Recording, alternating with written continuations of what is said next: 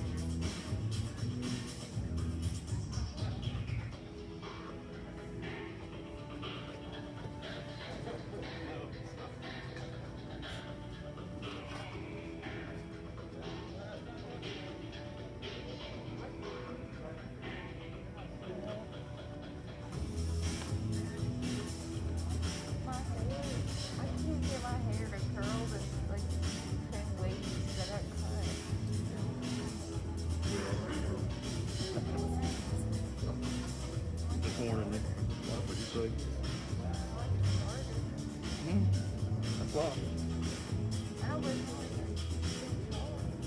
No, I'm just telling you what's wrong.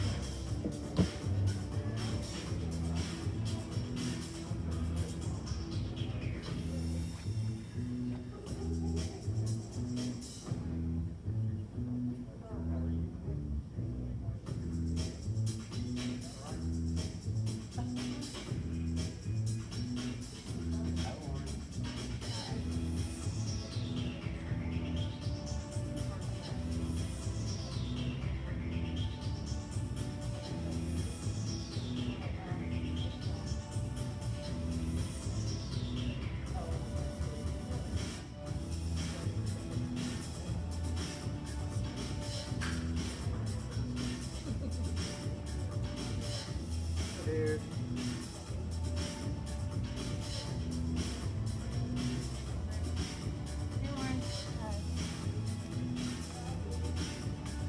This is all your friends? Yeah, my dad.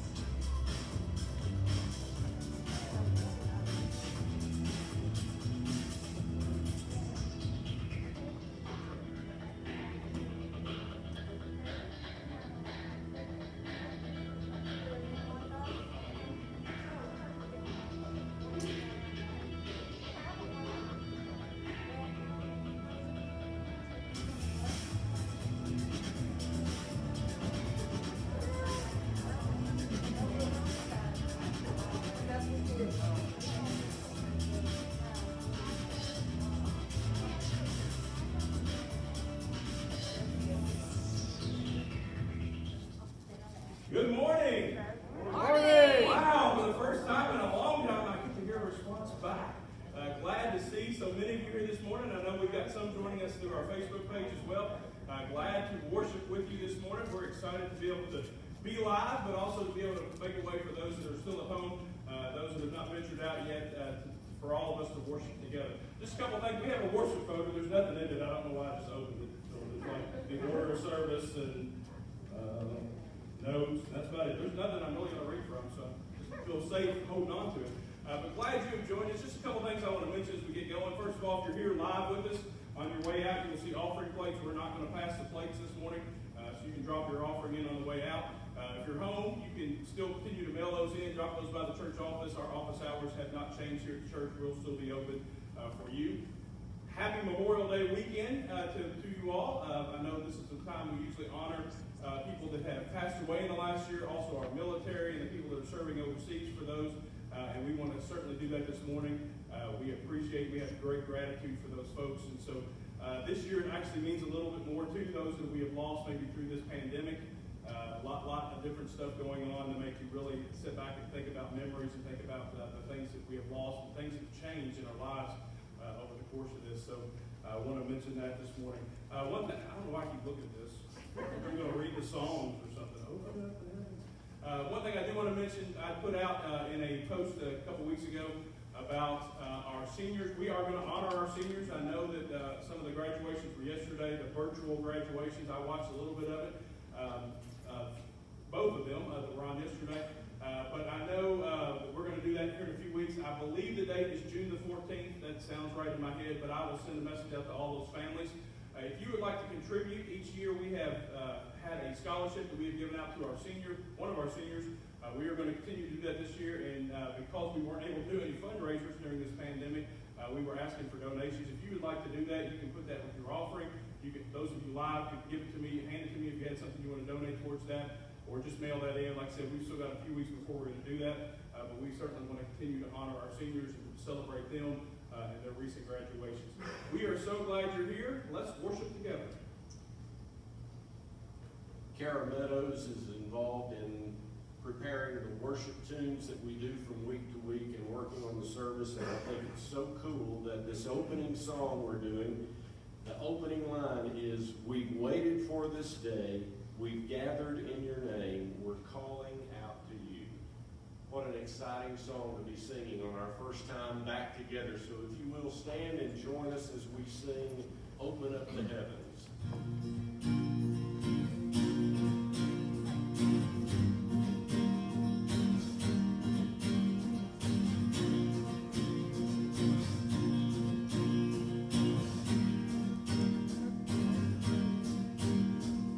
Waited for this day, we gathered in your name, calling out to you. Going like a fire, awakening desire,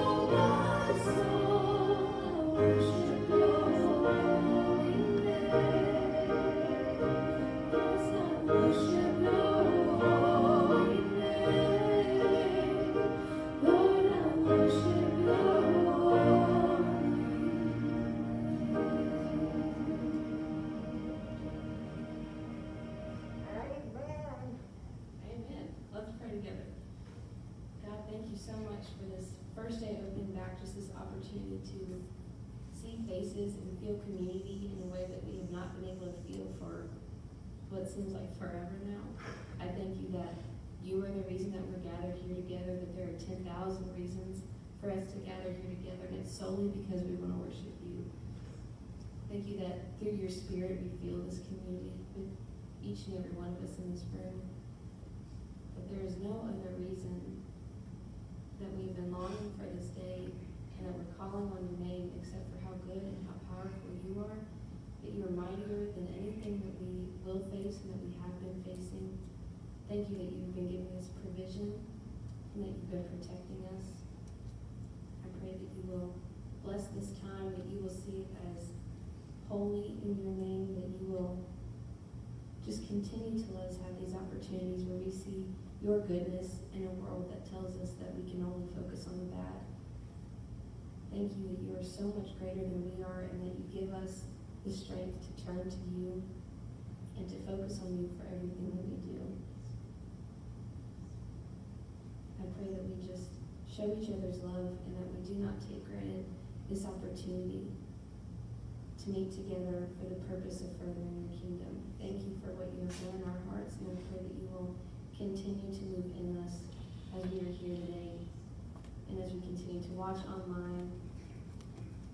I pray that we will one day be restored fully, and we know in our hearts that that is going to be whenever we come to your kingdom. And God, I am so thankful that that is something that is so much greater than this feeling of contentment that we have right now in this room.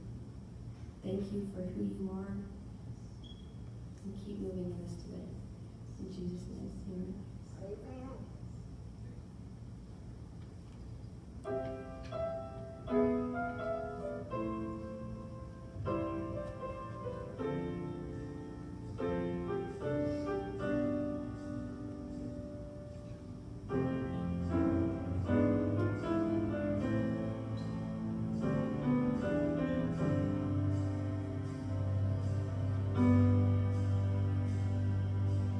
Only you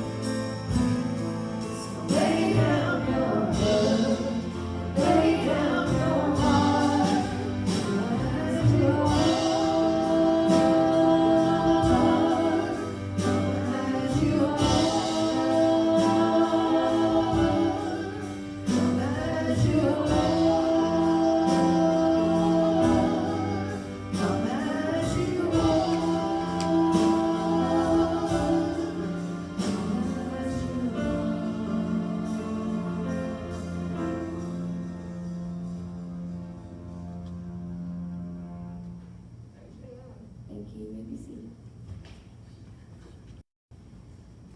Welcome back. I want to make sure that I do the right process and passing out somebody's blessing the way and doing my hands and everything.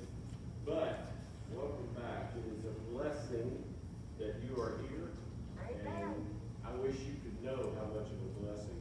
This day I missed all the amens. For some reason, Lee is not quite as adamant that he says amen. I think he kind of mumbles there. But that's a Baptist response, so that's appropriate. Before we move any further, I want to make sure and do what we often do. Twice a year, we recognize folks in the military. Veterans Day, we recognize those who have been a part of any war. And on Memorial Day, we recognize those who have given their life in any war, or specifically, since we're in the pandemic, those who have given their lives in defending us and being the frontliners, those who are out there risking their lives on a daily basis, and many of them who have given their lives so that we can have a safe place. And so what I'm going to do is what I often do on Memorial Day. I'll have you stand if you know someone who gave their life in a war, or someone who has given their life in defending us. It may have been 911, it could have been anything along the line of what we are in the midst of, but who have given their lives. And so, not just in the house, but those who are at home, at this time, if you will stand and remain standing for those that have given their lives for us. Wow.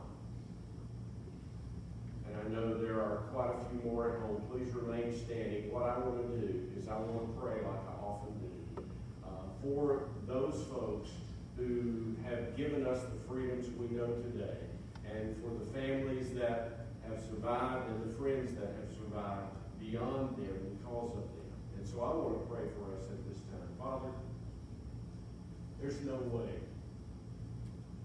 that simply saying thanks is enough.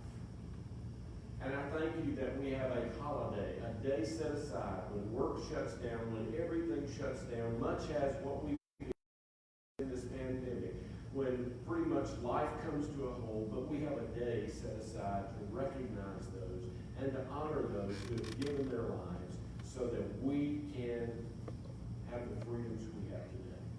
And Father, those that are standing know someone who gave their life in the field of battle, or gave their life so that we can have the freedoms we know today, maybe even recently in this pandemic.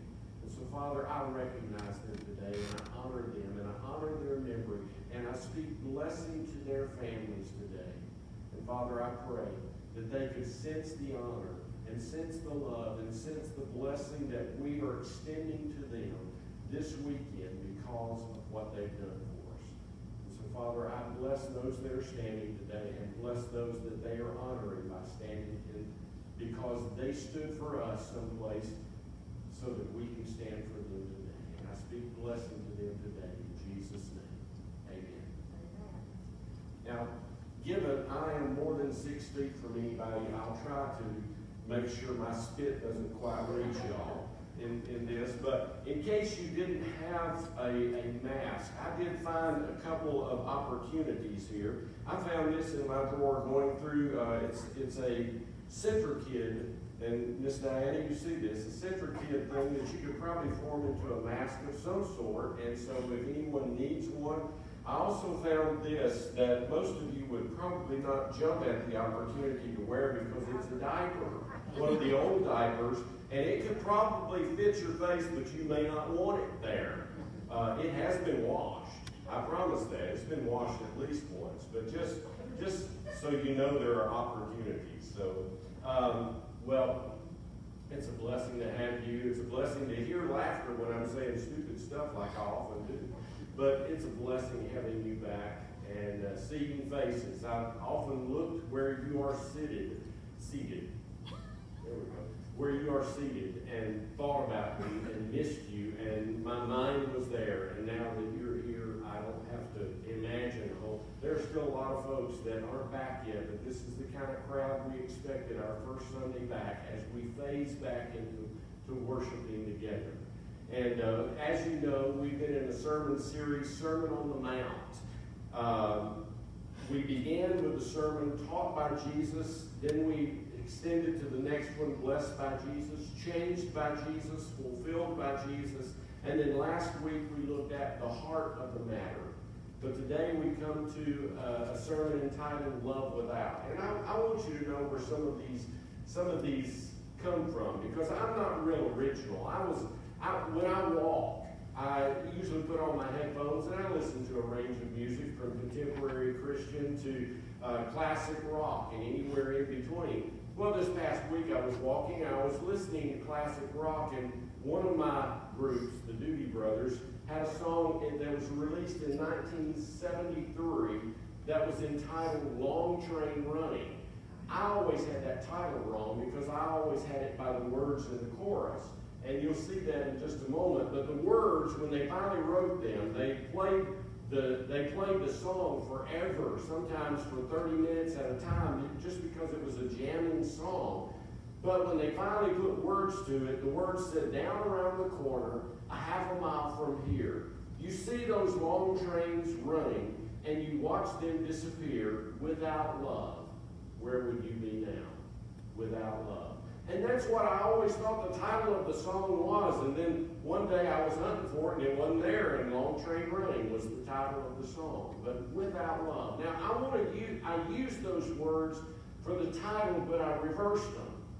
Number one, I couldn't make it work. Without love, what do you say after that? So I reversed them, and it's love without. But I want you to see what Jesus said in the passage we're going to read, and we're going to read it in phases. So we'll start with the first point, we'll read a passage, and then we'll skip to the next point, read a passage. So kind of keep your Bibles open. We're in Matthew chapter 5, and there are three things that I want you to see in this sermon that love is without. The first thing is love without retaliation. Love without retaliation. Look at the first stretch of Scripture, verses 38 through 42. Jesus said, you have heard it said, or you have heard that it was said, an eye for an eye and a tooth for a tooth. But I tell you not to resist an evil person, but whoever slaps you on the right cheek, turn the other to him also. If anyone wants to sue you, take away your tunic, let him have your cloak also. And whoever compels you to go 1 mile, go with him 2. Give to him who asks you, and from him who wants to borrow from you, do not turn away. Now, the first thing that love without retaliation does is love turns the other cheek. This is Jesus' famous words where he talked about turning the other cheek. You see, human nature is to fight back. Human nature is to retaliate when we're threatened in any way. But God's nature is to let love win the battle. Let love win the battle.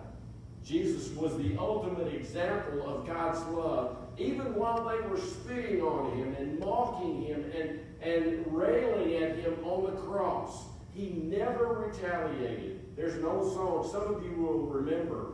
This song said the words, he could have called 10,000 angels. Scott, you remember that one? Kay, y'all remember that one? He could have called 10,000 angels to destroy the world and to set him free.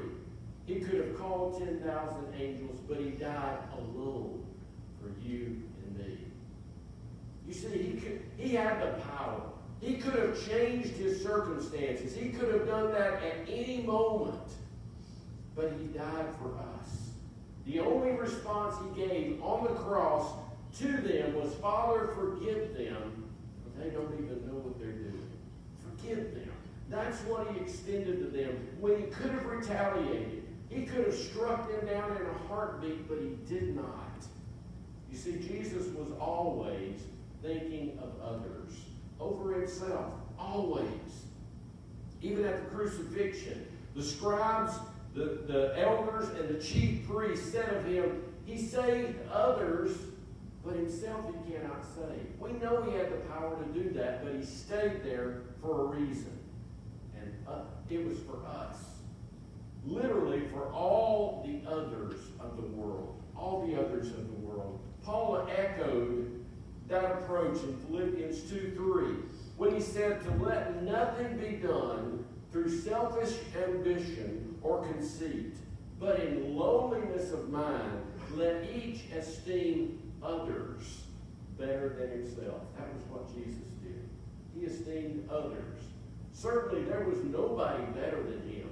There was nobody that could have done it better than him. But he was always thinking of others. Jesus was the embodiment of God's love, and he literally turned the other cheek every time he was abused or spoken ill of by others, because love turns the other cheek. The second thing that love does, that love without retaliation does, is Jesus said to give or to go the extra mile. Love goes the extra mile. He said to give more than you're asked for, and to go farther than you're asked to go, to literally go the extra mile, to go the extra mile.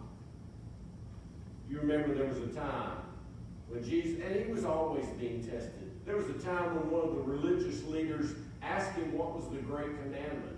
And you remember the first one he said to love the Lord your God with all your heart, with all your soul, with all your mind, and with all your strength. But the second, I like that. He didn't just end it there. He said the second is like it, to love your neighbor as yourself. In fact, that's going to be the lead line in the next stretch of verses we're looking at. To love your neighbor as yourself. He added that, as yourself. You see the key, and that's much of why our mission statement is love God, love people, serve others. Love God, love people, serve others. You see, the key to the love of God is the more you love God, the more you will love others. And the more you love others,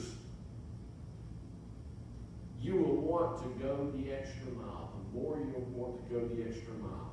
And the more you love others, the less you will respond to others in retaliation. Love without retaliation. The second thing that love is without, love without reservation. Love without reservation. Yes, it's the preacher thing. There are our words. And you're probably already searching through the data bank of your mind thinking what the next R word is. But this one, love without reservation. Look at verses 43 through 48. Jesus starts by saying, you have heard that it was said, you shall love your neighbor. There's that statement. You shall love your neighbor and hate your enemy. Now that was the popular approach in that day. He said, but I say to you, love your enemies. Bless those who curse you. Do good to those who hate you. And pray for those who spitefully use you and persecute you, that you may be sons of your Father in heaven. For he makes his sun to rise on the evil and on the good, and sends rain on the just and on the unjust. For if you love those who love you, what reward have you? Do not even the tax collectors do the same? And if you greet your brethren only, what do you do more than others? Do not even the tax collectors do so? God help you if you were a tax collector in his day, but he had one in his court, Matthew. Therefore you shall be perfect, just as your Father in heaven is perfect. Two things that love without reservation does. The first thing it does is love blesses the cursor. Love blesses the cursor. Jesus begins this stretch of verses with a command, love your neighbor. But he doesn't include the statement, as yourself, as part of that. The reason is because he's focusing on love without reservation. You look at what all he said, and there was no holding back. He just simply let the love of God flow through him to other people. No holding back. I love that. The key to what Jesus teaches here is that for a Jew, a neighbor, their neighbor was a person of the same country, of their own country, their own nation, their own tribe, and their own religion. In other words, the enemy that he spoke about, where they said, love your friends and hate your enemies, the enemy that he speaks of were those that were any Gentile or someone that wasn't of a part of their country, nation, or religion. They were someone that they were to keep at a distance because they were to be hated. That was the approach in that day. Many of us men are frequently accused of selective hearing loss. I know the wives are elbowing and saying, yeah, that's you. Selective, are you okay back there, Scott? Selective hearing loss. And what that means is we choose what we hear many times, and we choose what we don't hear. It's like if we didn't hear it, we're not responsible for it. God help us. Because we are, aren't we? Yes, we are. Now, here's the key. Many Christians have become selective in who they love. And they like to pick and choose who they extend the love that's in them to. You can see that. You can see it all over. Just take a look at the list that Jesus gives here in verse 44. He speaks of your enemies, those who curse you and hate you and spitefully use you and persecute you. I don't know about you, but that doesn't sound like my Christmas card mailing list. Y'all probably don't hunt up those folks to send cards to either. The importance of what Jesus taught here was that it was precisely what he was doing. He was loving the unlovable in his day. That's why they talked about him. They said, you hang out with sinners. Because he was loving the unlovable, and he called us to do the same. Consider what Paul said in Romans 5:8. God demonstrated his love toward us, and that while we were yet sinners, while we were God's enemies, Christ died for us. Wow. That amazes me. That's the heart of our God. And that's the heart of what Jesus was saying when he said, I say to you, love your enemies. The first thing that love without reservation does is love blesses the cursor. The second thing it does is love does good to the hater. Love does good to the hater. Love not only says loving things, but love does loving things. It does loving things. I love the approach of servant evangelism. That you're offering love to somebody they don't expect, number one. They don't expect somebody they don't know to love them and to do something for them. But oftentimes it amazes them. I love shining shoes in the Capitol because people coming through there, most of them were in suits and they had dress shoes on. Some of them looked good. Some of them looked like they should be in, not even in Goodwill. They were kind of beat up. And I loved serving folks because that was what Benny Pate told me. He was I told you earlier, I don't have many original ideas, but he was the state missionary for the state of Georgia. And they had taught a leadership conference for their pastors. And what they did, they were teaching them to serve others. And they wanted to do a contemporary version of washing feet. So they taught them to shine shoes. And in so doing, they had mitts that the words were upside down when you put them on, but they were right side up for the person whose shoes you were shining. And it said, what did it say? Serve like Jesus? Lead like Jesus.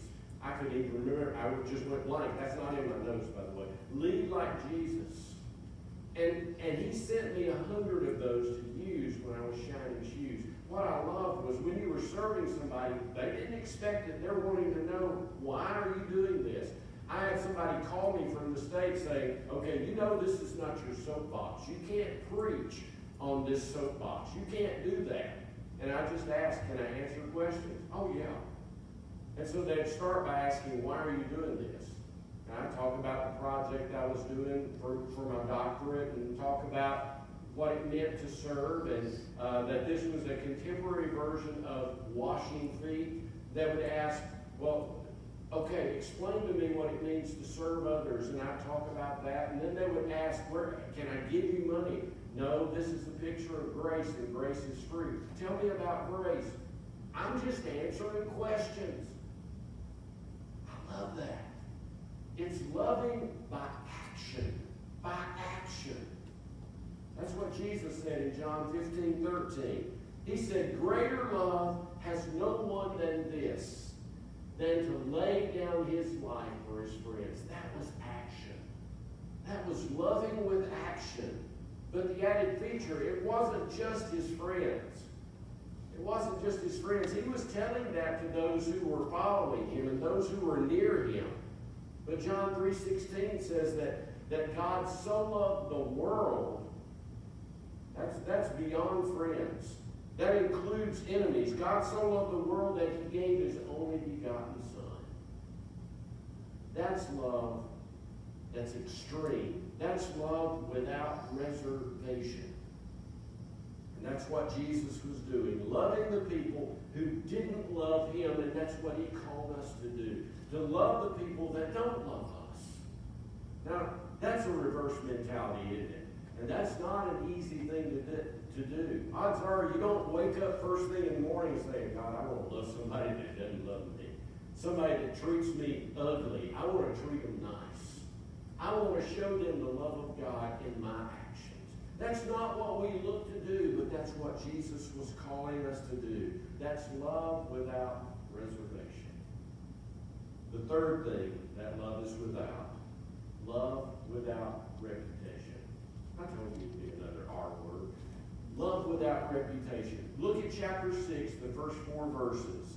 Jesus said, take heed that you do not do your charitable deeds before men to be seen by them.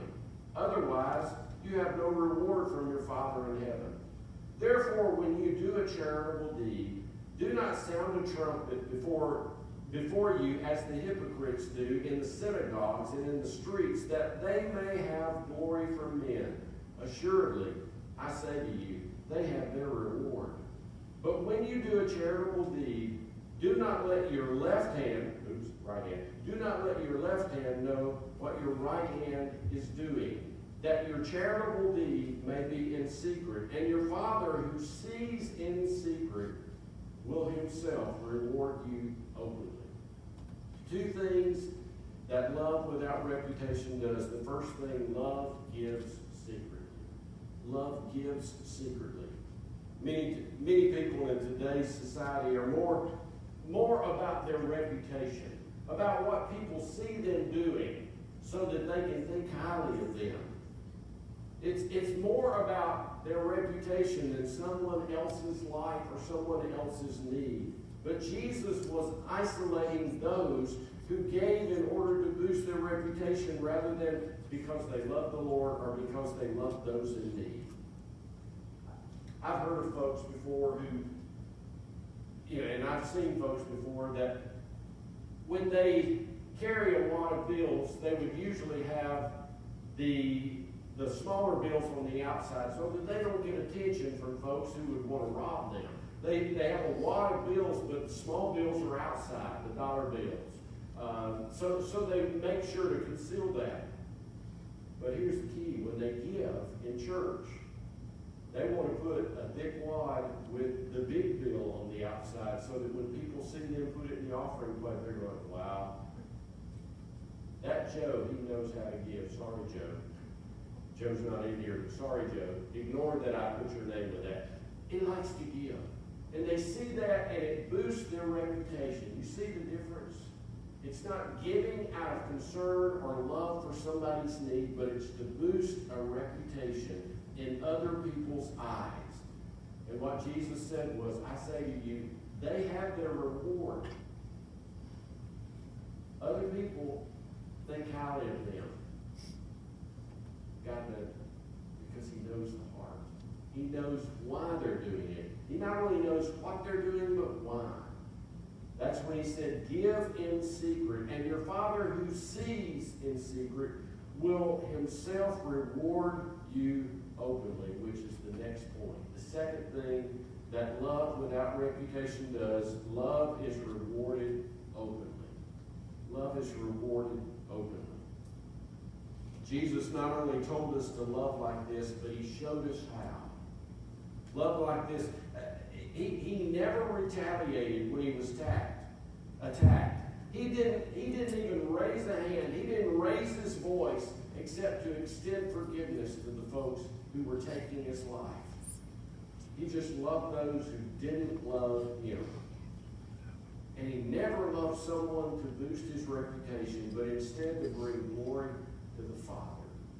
It's interesting that Jesus closed that long stretch of verses in chapter 5. He closed that long stretch by saying these words, "Therefore you be perfect, just as your Father in heaven is perfect." It reminds me of a bumper sticker I saw one time that said, "Christians aren't perfect, just forgiven." Y'all ever seen that bumper sticker before? You know what scares me about that? It's not so much what that says, because yes, Christians are forgiven. I understand it, and I believe that. But it's the key that you can put everything you believe on a 3x10 sticker and put it on the back of your car for everybody to see, and nobody knows if you practice that or not. It just looks good. You know, Jesus didn't say this so that they could put a bumper sticker on the back of his donkey riding into Jerusalem in the triumphal entry so that everybody could say, "That's Jesus. He's not perfect, but he's forgiven." That's not why he said those things. It wasn't to boost his words. It was to change the approach to life. I love the fact that Jesus plainly said to be perfect. To be perfect means to be complete, lacking in nothing in him. Everything you need, you can find in him. To be perfect means that sin is the exception, not the rule. It's not what you're known by. It's the exception. John Wesley had a great definition of Christian perfection. He said that Christian perfection is having a habit of loving God and loving our neighbor. Isn't that what Jesus had taught us? Love God and love your neighbor. That's the type of love that the Father wants to reward openly. It is all a part. This whole Sermon on the Mount series is a step-by-step climb towards spiritual maturity. Now, if there was a point that we reached the top, if there was a point that we achieved perfection, it's not on the mountain. I love Martin Luther said this about the Christian life. He said it's not about arriving, it's about becoming. Becoming. And I love St. Augustine, when he would do communion, he would invite people to receive who you are and then go become what you have received. Did you hear that? To receive who you are in Christ and then to go become what you have received. In other words, if you've received the love of God, according to St. Augustine, it's our obligation to become what you have received, to become the love of God to others. What an amazing statement. And I want to close it with an illustration that I read just yesterday. I was looking for a closing illustration, and I came across the words of G. Frederick Owen, who said that we must keep reaching out to people. After all, that is what love is all about. And then he quoted this poem. I didn't hunt where this came from, but he quoted this. He said, "Love has a hem to her garment that trails in the very dust. It can reach the stains of the streets and lanes, and because it can, it must." If we have the love of God in us, it's our job to love others. We're obligated to love others as Jesus loved them, because odds are, if they don't see it in you and me, they're not going to find it on the streets. They're not going to find it in the DG. They're not going to find it anywhere except in a follower Christ is all about. It's love without retaliation, love without reservation, and love without reputation. We're going to do things a little different than we did before we stopped meeting together. What I want to ask you is I want to ask you to bow your heads, and I want to pray for you specifically. But I want to pray, if you need prayer, with your heads bowed, nobody looking around, I'm just going to ask you to raise your hand and hold it there. Just to raise your hand and hold it there, and I want to pray for you. Hold it there for a few moments. Thank you. Thank you. Keep your hand up. I want to pray for you. Father, you're a good God. You're good all the time. That never changes. But Father, the people with their hands up right now, they need a little extra dose of your goodness. It needs to be as real as the air they're breathing right now. Even though they're breathing it through a mask, they need to know that you love them without reservation. Father, I pray that your love would become real to them, not just this day, but throughout the coming weeks. And God, may they walk in that love. May they experience it. May they be overwhelmed by how much you love them. And then may they turn that around and love others in the same way. God, I speak a blessing over those before my eyes today and those that are out there on Facebook. I speak a blessing over them. May they know your love. May they show your love. God, have your way in the days ahead. Thank you for this chance to worship together today. And I pray a blessing over those that are celebrating Memorial Day in memory of somebody that they have loved that died for them to live today in peace and in freedom. I speak a blessing over them today in Jesus' name. Amen. Now what we're going to do is we're going to ask you to keep space between you and we've got some family huddles. Y'all are fine to leave together. But if you'll kind of keep space between you and those leaving, and if we'll just kind of lead from the back, and there are offering plates at the back. If you haven't had a chance to give yet, thank you for your giving throughout this pandemic. We are blessed by your gifts. And thank you for being here today. I would love to hug you. I can put my mask on, but I can't hug you right now. But we love you, and we are blessed to see you today. Thank you for worshiping with us, not just today, but in past weeks. And thank you for coming today. A blessing to you as you go. Be safe, be healthy, and be strong.